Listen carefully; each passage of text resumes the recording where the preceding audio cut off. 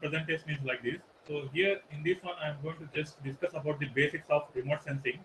So after that, by using these basics, how we can find the applications of remote sensing. Okay.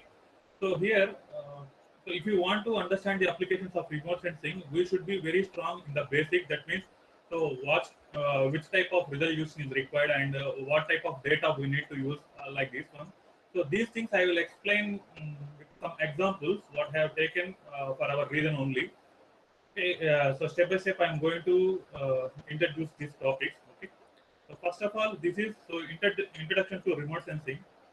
So first of all, what is the meaning of? Excuse me, Giri Prasad, can you go for a full screen?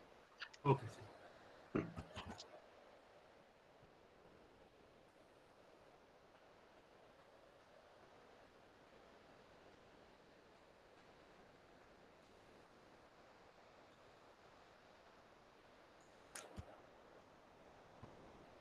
So we can move, sir.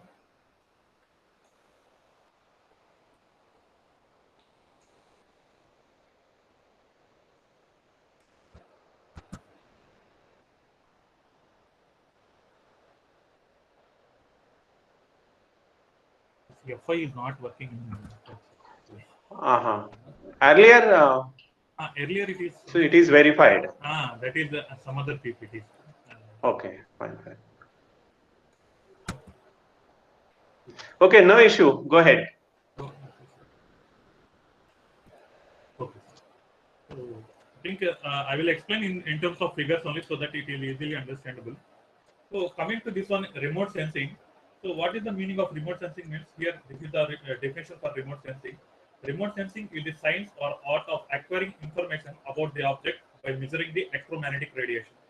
See, in general, what we are thinking, so many people thinking about that remote sensing is nearly it is equal to satellite metallurgy like that one. But even if in medical analysis also we are using remote sensing. For example, if you want to understand the position of a baby, so we are going for scanning during pregnancy period. So that is also a type of remote sensing. There, so we are not touching the baby directly, but we are sending some rays into the over the stomach of a woman, and we are getting the information about the baby. So that is an example. That is one type of example of remote sensing. And also now in this COVID situation, also we are taking this CT scan. So this is also a one type of remote sensing. Here I am confined in this seminar. That means in this class I am going to confine to only this remote sensing for the satellite applications only. So this is the basic definition. So we can use this remote sensing in various fields. So numerous applications are there. So here, so I will explain you with respect to satellites only here in this session. Now, if you see this in this figure, so actually there is some energy. It is radiated by the sun. So because of this radiation of the sun, so different particles are there here. So different particles will reflect with different energy levels. So uh, these are collected by the satellite sensor, which is placed on the top of the earth. Okay, so here we are having two types of remote sensing. So this is the overall scheme of a remote sensing process. If you observe this one, see the energy reflected from build-up area is one energy level, and also the paved road, it is a different case. And if it is a bare soil, the energy reflected is different, and for the forest also it is going to be different. So this is the in any remote sensing. So the sensors evaluate the energy from the reflected radiations only. Now, actually, we are having two types of radiation remote sensing process. One is active remote sensing, another one is passive remote sensing. Now, if you see this one, so I will explain with some examples here. If you see here, this is passive remote sensing. This is an example for passive remote sensing. Now, what is the passive remote sensing means? Here, the function of this satellite. So, satellite here means it carries some sensor. For example, if you take any satellite, just like our Kalpana one, the Indian satellite, or INSAT 3D, it carries some sensors. So here, the sensors is VHRR, very high resolution radiometer sensor. Okay, what is the function of this sensors is it just collects the energy reflected from this surface. Okay, here if you see this one, so here we are not using any energy here. So simply what is the function of this one, this sensors is simply it collects the data, that is the energy reflected from the particle, and the source of energy is here the sun. So this type of remote sensing we call as a passive remote sensing, because here the satellite is not doing any active part, simply it collects the information. So that's why, so this type of remote sensing we call as passive remote sensing. In some cases, for example, if you go for this active remote sensing, so here what happens is this satellite carries some lasers or some radars. So if you are going for this resource sat 1, so which is an Indian satellite, what it carries on board is it carries a SAR, that means synthetic aperture radar. So the function of the radar is it generates the energy. So what happens is it only possesses this energy in some direction on the earth, and after that it receives that echo signal from the content of the earth. So what happens is, so if you are using this active remote sensing, what happens is the effect of clouds is going to be reduced here. So whereas if you, so in between there is a in between the earth and the in between the earth and the satellite, we are having atmospheric layers, and here if you are using this active remote sensing, what happens is we are sending the signals in microwave frequencies, so it will not it is not at all affected by the atmosphere. So but the problem here it is, so this arrangement takes a costlier one. See, if you are establishing a radar even on the ground also, you require so much power and so many things you require, and also here the data available from this radar also, it is different types. So what happens is in optical, if you are going for passive remote sensing, we will get the data in optical mode. So simply if you are taking an image by your camera, so you will get some image which consists of RGB. Similarly, if you go for your satellite, what happens is you will have different types of bands. So based on that bands, you will get the pixel values. But here what happens means when you are using the active sensors like radar, so you will have so many polarizations, all this comes into the picture. So horizontal polarization, vertical polarization, and the angle of incidence. So these many things will come into the picture.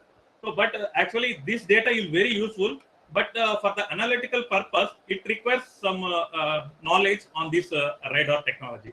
So if anyone is trying to work on this remote sensing as a beginner, so my suggestion is just you go for the passive remote sensing. Later on, we can continue with the active remote sensing. So this is about the passive, active remote sensing. So mainly here so any satellite, whatever the satellite, whether it is an Indian satellite or European or some Russian, whatever it is, so all the satellites will come under this classification. It is one type is geostationary satellites and low Earth orbiting satellites, or we can call this one as a polar orbiting satellites, or we can call this one as a sun synchronous orbit satellites also. So all this comes under this low Earth orbiting satellites. So what are the advantages here it is? So when you are talking about the geostationary satellites, so it is stationary with respect to the sun, with respect to the earth. So what happens is, so I will explain these things with respect to some examples so that it will be easily understandable. So look, see this is the figure. Actually, this is the global observing system I have taken from the Kidd et al. In 2009. See, if you observe here, here we are having two bands. Here one is, so see if see in this one, if you observe this one, so this satellite is placed in this distance. So these are, we call these satellites as geostationary satellites. Now if you see this one, some satellites is placed along on the earth like this one, which is less distance. So along this 850 kilometers only. So this type of satellites we call as a polar orbiting satellites or low Earth orbiting satellites, since these satellites are placed at low level of the Earth. Okay. Now if you see the geostationary satellites, what happens is we are arranging these satellites at a height of 36,000 kilometers in order to compensate the speed of the Earth. So there is some calculation also why we have to place these geostationary satellites at the height also. So in order to compensate the speed of the Earth, we should be placed. So in order to maintain stationary with respect to the Earth, so the geostationary satellite has to be placed at a height of perfectly, if you are speaking, 35,000 kilometers, 35,800 kilometers, or roughly we can say that it is 36,000 kilometers. And you may have doubts, some people may have doubts. So this is, the collision is not occurring because they will have different directions. So nothing, so here in the space, there is no collision of satellites occurs. So this is about the broad classification of geostationary satellite and these polar orbiting satellite. Actually, this is our Indian satellites are this one. So this Kalpana one. Actually, it is launched. This is the first meteorological satellite, but at present it is not in operational. This is replaced by now INSAT 3D satellite. Actually, for every satellite there will be some. They will fix the life duration. So here the life duration is over. This is overcome by now INSAT 3D. So this is one INSAT series. So whenever if you find the INSAT series, that belongs to the Indian satellite. So here also this is one INSAT 3. This belongs to Indian satellites only. So if you are seeing this Meteosat, it belongs to European Space Agency. And similarly, if you are if you are taking,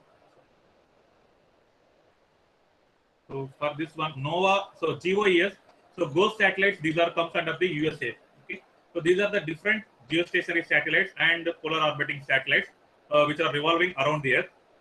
So now I will discuss. So this is the basics of remote sensing. So these many things it will work. So how data is collected. So based on these steps, the first thing is so energy or source or illumination. So first thing you need to understand is, so if you want to get the information, so definitely you require the energy. Either that energy can be a reflected energy or it is a back scattered energy. So you will that type of energy also different.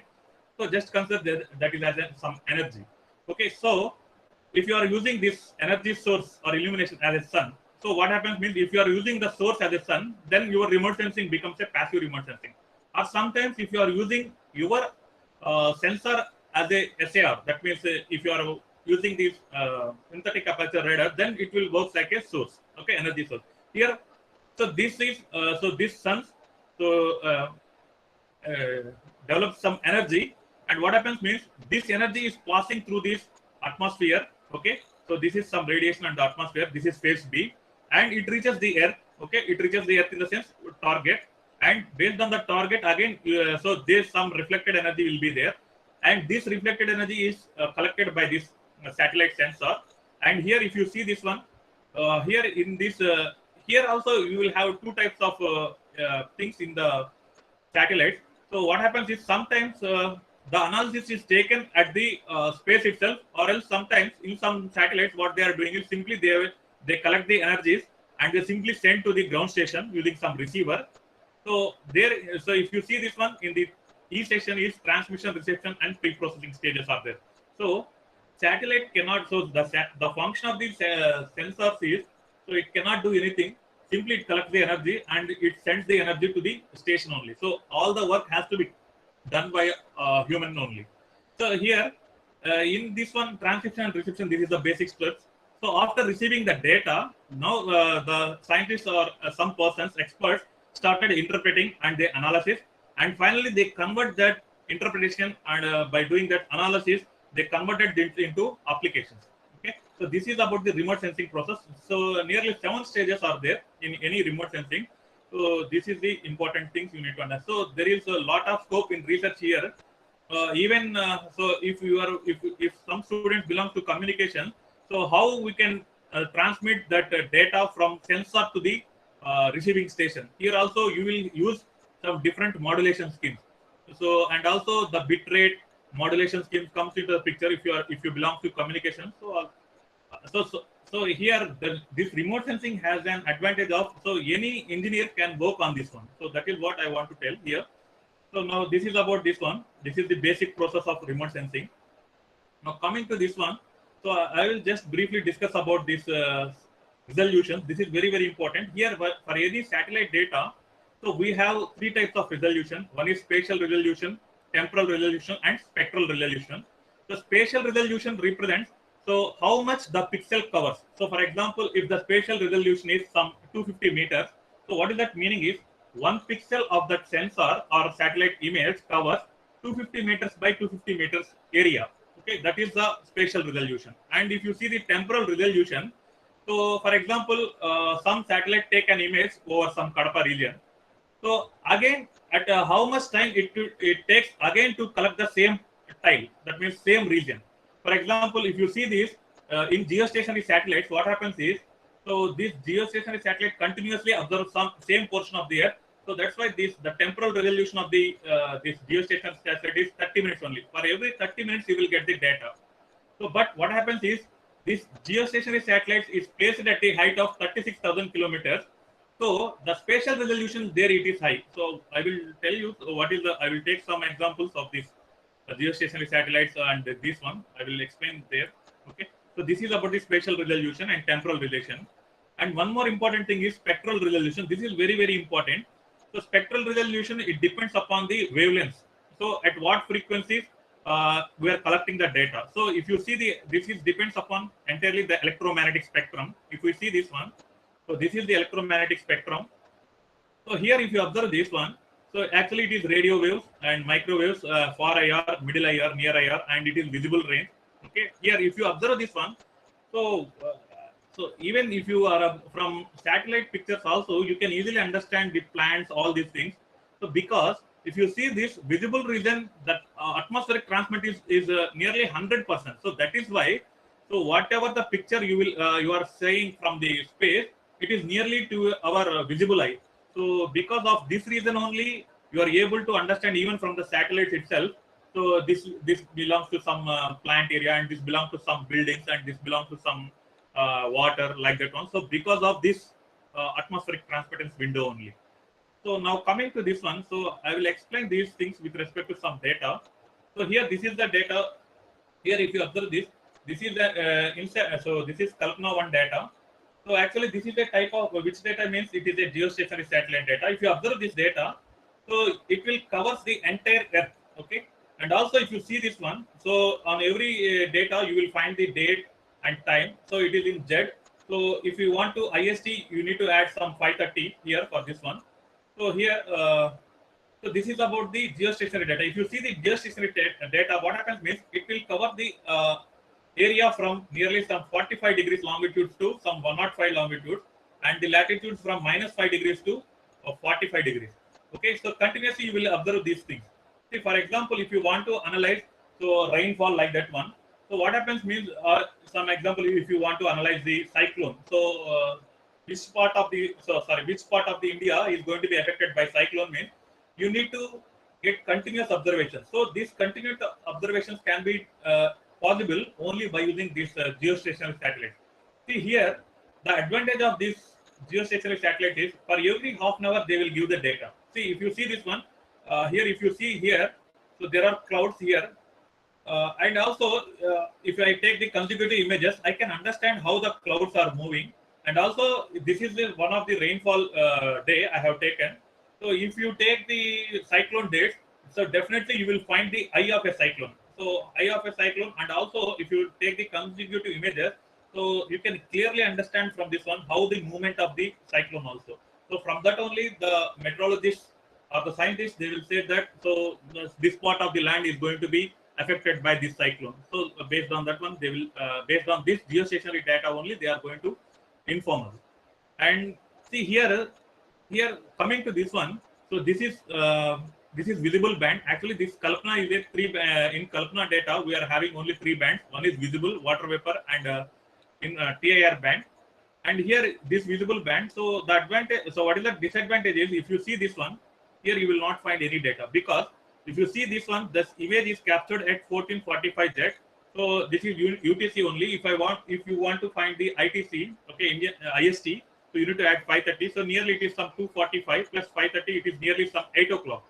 So at during night 8 o'clock, what happens means this visible band will not take images because so this is visible band. Okay, so you will not get any information. Though there are clouds and so lot of information is there, so you are not able to get that data. So in order to avoid these drawbacks, so we are going for various spectral bands. So in this one Kalpana, so the same thing here. If you observe this one, this is the TIR band, so thermal infrared band. So if you see this one at the same time during that nearly 8 o'clock during night, so you will get the data because so during 8 o'clock also you will have some temperatures. So based on the temperatures only you will get the data in TIR band. And similarly, one more band is there in this one. So in Kalpana one is water vapor band. Okay. So these three bands. So this is about the geostationary data. If you observe these satellite data, always it is the frame. That means the picture of this one entirely covers the same region of this one. See, for example, if you want to study some US region, with this Kalpana data we cannot able to study because it is a geostationary satellite data. That means that Kalpana 1 satellite is stationary with respect to Indian location only. So that's why you will get the data for only this position. Okay. So that means in this longitude from 45 degrees to 105 longitudes, and latitude is from -5 to 45 degrees. So this is about the geostationary data. Now coming to this one, so this is one of the sentinel data. This is a polar orbiting satellite data. So here I am showing this. This is one tile. So what I am showing, so you will get this like this one. So here you will not cover the entire region of this one, entire Indian region. So what happens is, so this polar orbiting satellites will give you tiles only. That means this polar orbiting satellites rotates with a speed more than the Earth. That's why this entirely, so this polar orbiting satellites revolves around the Earth. It takes some 90 minutes only. But what happens means, you will not get the continuous data. For example, today you will get the data of Sentinel-2. So tomorrow also you will not, because it all depends upon the revisit time. See, so this polar orbiting satellites covers entire globe. So I think if you observe some video in this YouTube, so polar orbiting satellites working, so they will demonstrate very clearly. Just go through it if possible. So what is this one? This polar orbiting satellite continuously revolving around the globe and collects the data all over the globe. So because of this one, what happens means, so if you want to study over some region, so for example, if you want to study Kadapa region, so what happens means, one day, so for example, today you will you will get the data, but after some time, that means after the revisit time for this Sentinel data is 5 days nearly. So after 5 days only you will get the data.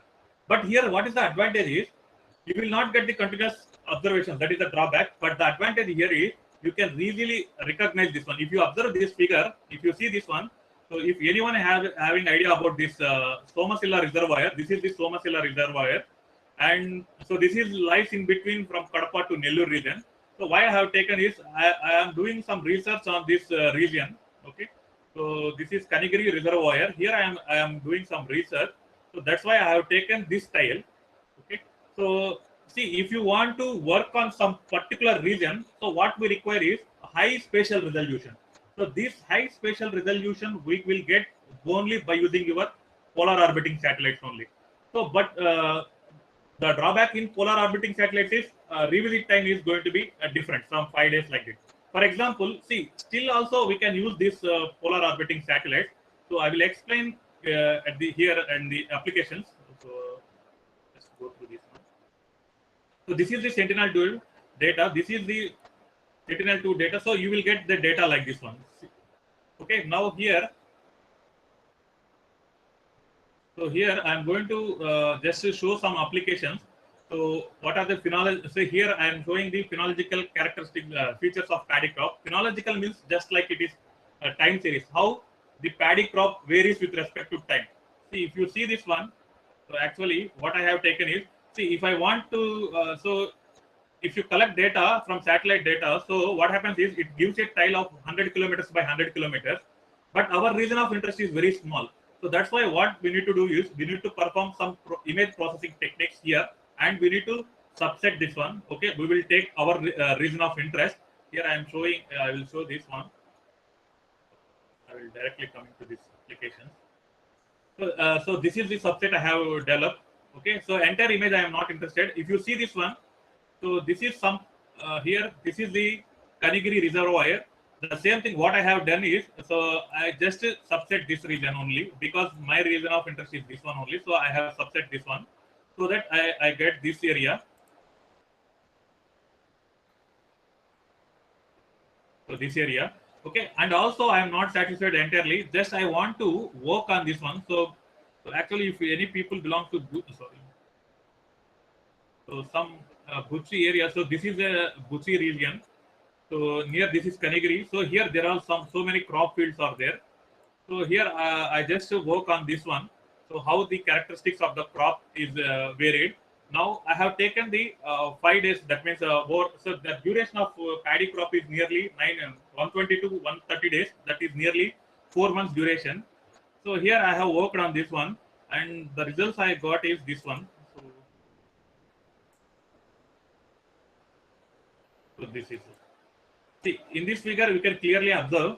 So in this one, this is the data I have downloaded on 21st November 2020. here at that time there is no crop. On that after in this month they have started plowing this paddy crop, sowing this paddy crop. So in 21 December, if you observe here, you will get this here green, because so what happens is during this 1 month duration the plant grows here. Okay, and here if you see this one in the second, so this is the 25th January. Here when compared to this one, so the growth is increasing with respect to time. And here, if you see this, the reflectance of green here, it is very much high, because it shows the much reflectance energy reflected from this paddy field. And also, if you see here, so from here to here, what happens is, so again from here to here, the reflectance is decreased. If you observe clearly, so what happens is, as the paddy crop grows, what happens is this you will get the grains in the brown color. So that's why what happens is, so the reflectance is going to be varied. So that's why you will get this one. So after this, I have taken one more image on 14th March. So here this is I am showing the empty fields. What happens is, between this duration, they so harvest this crop. So that's why these fields becomes empty here. So here, so in this figure you can understand, and also I will explain with respect to the time series data. See here in this region, I have taken some different land cover regions also. Here, see if you see this one, so I have covered this water, road, build-up area, and paddy fields. Now, if you see this one, see here, this blue line represents the water. So actually, what happens is I have calculated the NDY for this one. So I calculated the NDY band. In that one, what is the reflectance? So spectral reflectance, surface reflectance, I am going to study here. If you see this one on water, what happens? It is nearly some 0.4 to 0.2. So the reflectance is very, very small here. So and also actually it is some uniform. So why you will get some small changes is because of the satellite data. What happens means the clouds also comes into the picture. So some atmospheric parameters also there. So there will be some changes in this surface reflectance. And if you observe this one, roads here, this red line represents the road. See, if you see this in NDY band, so we can segment this road is having high reflectance, because the roads, if you see this one, it is nearly some 0.8. So nearly it is like this one. It is 19 constant like this one. And also if you see the build-up area, so build-up area means, so just like here in this example, build-up area is this region. So what this is the some region. So this is I have taken as some region of interest, and I have find the mean for that one, so that I got the reflectance, or mean reflectance. Okay. So from this one, if you see this, the mean reflectance of the build-up area is also very small, so it is 0.2. Now, if you see the paddy field, so with respect to this, at 21st November, the reflectance is going to be 0.2, because so during the initial stages of the paddy crop, we are having water, so that's why the surface reflectance you will get small. And after this 1 month, what happens means the plant starts growing, so that's why the reflectance is going to be improved. And after this, during this 25th January, what happens is, so it goes to the maximum. So that means peak. We call this one as a peak range, so peak period. So that's why you will have more reflection here. And after 1 month, what happens means this is the harvest period. So during this harvest period, what happens means these green plants is changed into brown. So that's why the reflectance is also going to be down. So after this, in March, what happens means again harvest is completed. So that's why the reflectance of that region is going to be like this.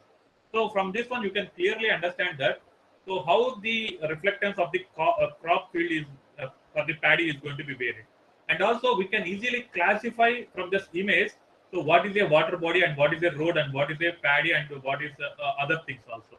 Similarly, we can work for any other crop also if we know the correct data. So that means, so during at what time they started and at what time they harvest. If you know these things, we can continuously observe the data, so that we can. And also, if you see this one, we can also find the here. I just find the crop reflectance only. That means how it is varying, phenologic characteristics only. So based on this one also, we will have some literature is also there. We can also calculate the yield also from this one. So that is going to be some other research area. So this is one of the application.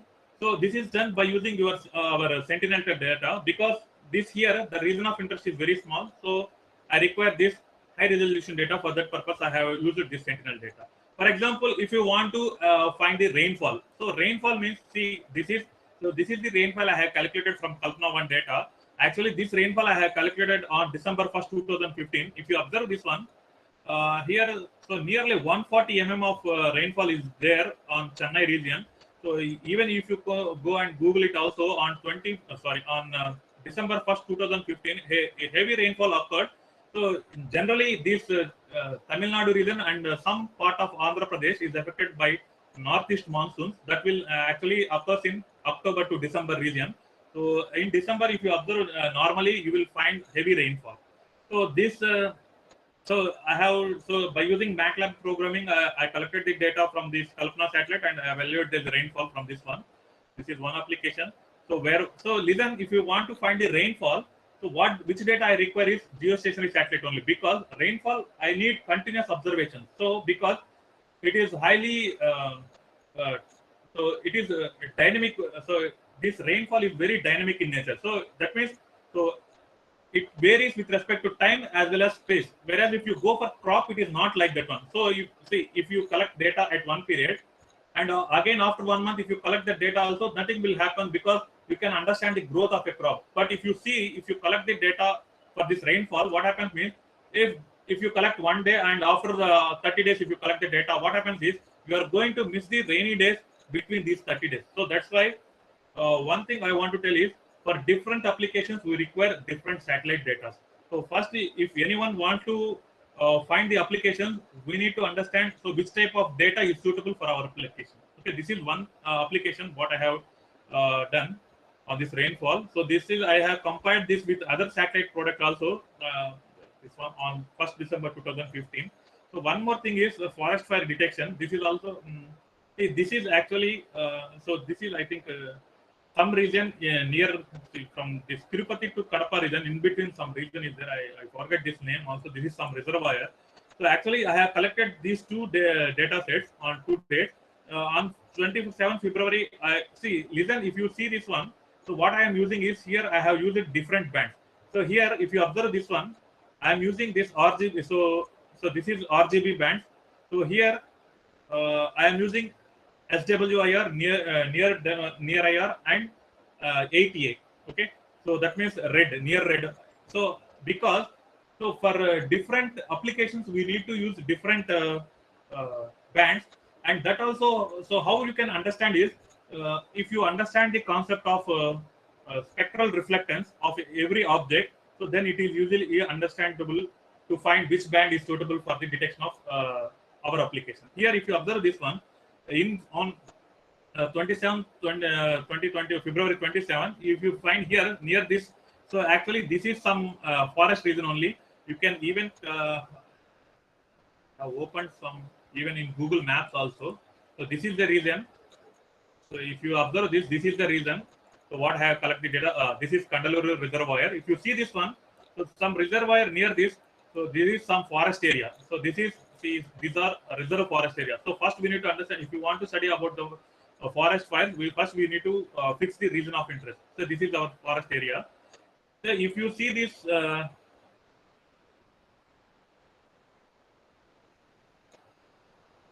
okay, if you see this one, so this is the forest area. See, if you observe here, so on March 14th, 2021, what happens is you will find some brown patches here. So what happens means, during these 14 days, what happens is some forest fire occurs. But here I cannot say on which day it is fired, because I didn't find. I will not get the continuous data, but I can understand over a period of time. So how much the forest is going to be fired, I can understand from this time series data. So this is the so that we can understand. So if you take, so this is one of the interested area, so interesting research area, because so this ecological system depends mainly upon the forest areas. So this is also very important topic for research. So if you want to work on this forest fire detection, so we need to use the data of shortwave infrared, near infrared, and red edge band. So actually, so here also the important thing we need to understand is, so for example, forest fire, if you want to work on this one, so first we need to understand which satellite data is suitable for this one. Here I didn't mention about this one. Here I have using this Sentinel data. Here it is having 13 bands. So why I am using this Sentinel-2 data means because it is having 10 meters resolution. See, 4 bands is having 10 meters resolution. That means, so for 10 meters per 10 meters area, I can get 1 pixel here. So because of this high resolution only, so it is very useful in identify the crops and in identify the land cover, land change detection purpose. And also Landsat 8 is also a one satellite data. So this is the spatial resolution here. It is 30 meters. Actually, this is nowadays with this advent of the Sentinel-2, most of the people are working on this one, not on this one. But every satellite data has its own pros and disadvantages also. So it all depends upon our interest and our region of interest. So what we are going to take. And here I will show some satellite data repositories. Here, if you see this one, MOSDAT. So this is the Indian satellite data, and Google also, it is also Indian satellite data. Which and one thing, it is Earth Explorer. This is USGS government data. Here you will find number of satellite data like Landsat. Even our list data also you can understand from this one. Okay. So list. So many satellites are there. Even I am not, so due to this time constraint, I am not able to cover all these things. And here this Sci-Hub Copernicus also there. It is used for the Sentinel data. So we can also download the Sentinel data from Earth Explorer also, or else we can convert this also. So one thing I want to tell is even this satellite data also depends upon the level. So you will find the level 1B, 1A, 1B, 1C, 2A like that one. What is that meaning is, so if you get 2A, for example, if you get 2A means in Sentinel 2A, what happens means it is ortho-rectified geometric correction is there. Okay. So for example, if you are going for level 1C, what happens is, in level 1C, what happens is it gives the surface reflectance at the atmosphere. But if you want to find a surface reflectance at the ground level, you need to convert that 1C into 2A product. In general, actually, so these scientists are working on the raw data and they converted that into user-friendly data like level 1C and 2A products only. So better we can work on this 1C or 2A data. And one more interesting thing is, see, this is actually this is a corporation, Satellite Imaging Corporation. Actually, see this I am showing here. It is World View 2. So this gives the spatial resolution of 0.5 meters. So you can assume that. So by using this satellite data, even you can find the car color also, which you have parked in nearby your home, because the resolution here it is 0.5. But here we will not get this data. This is a paid one through Planet. One website is there through planet.com. In that website, we are going to order that one, and that too we need to specify why we are going to take that much of high resolution data. And here, so the tools used for this remote sensing, here it is. We can work on this MATLAB, Python, and so many programming languages also. And also here, user-friendly tools is QGIS, ArcGIS, and Snap. And this I recommend this QGIS is very easy and you can easily understand. And also Snap is there. This Snap is Sentinel application platform. It is developed by the European Space Agency. So with this application, with these tools, we can easily work on this satellite data. So many tutorials are there and webinars are there, which is available on the internet in YouTube. So we can easily understand that. But one thing we need to understand is, first we need to fix the region of interest, and also we need to understand for what application we are doing. For example, if you want to go for crop, or if, for example, if you want to study about your regions like Kadapa region, so how the Kadapa region is developed over a period of time. You can take a data of from 2009 to 2020, and you can analyze on this one. So how the buildings are raised, and because of this one, you can take into another mode also. Because of this raise in these buildings, what happens is there is a tremendous change in the atmospheric parameter also. So I will not go into deep into this one. So there will be definitely with the with this I'm going to conclude my session. And finally, I want to thank this CRI and Department of EC of KSRM. Thanks for giving this opportunity. With this, I'm going to Thank you, Giri Prasad. okay. Thank you. I request the participants have any thoughts.